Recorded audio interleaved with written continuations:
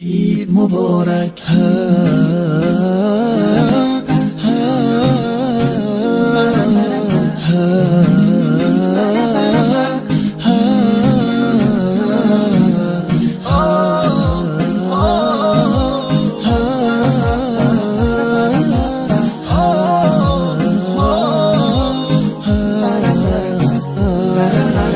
هدیه رب تبارک بر شما، عید فطر آمد مبارک بر شما. مظهر توحید و ایمان آمده، مؤمنان را عید مهمان آمده.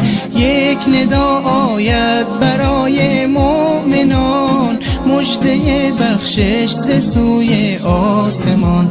روزداران آمده عید سعید، آن که باشد بر دل مؤمن نوید مبارک. روز ایثار است و روز تهنیت، روز تبریک است و روز تسلیت.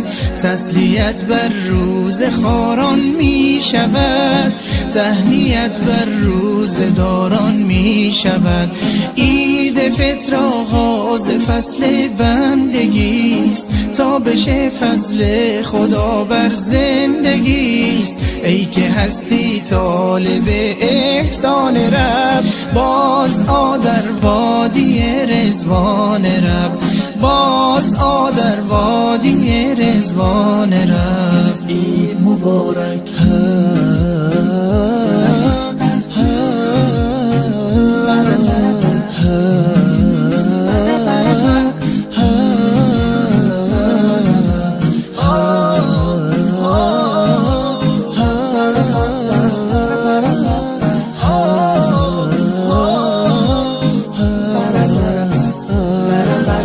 هدیه رب تبارک بر شما، عید فطر آمد مبارک بر شما.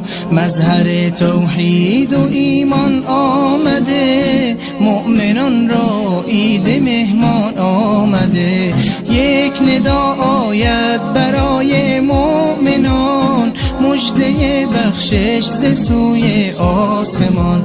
روزداران آمده عید سعید، آن که باشد بر دل مؤمن نوید مبارک. روز ایثار است و روز تهنیت، روز تبریک است و روز تسلیت.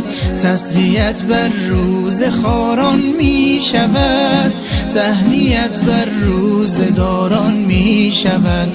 عید فطر آغاز فصل بندگیست، تا بشه فضل خدا بر زندگیست. ای که هستی طالب احسان رب، باز آ در وادی رضوان رب، باز آ در وادی رضوان رب. عید مبارک.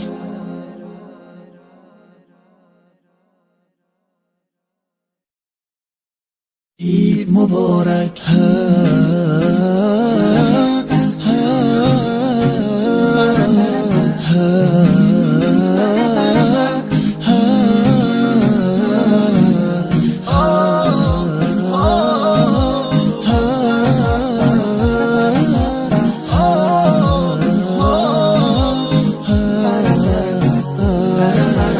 هدیه رب تبارک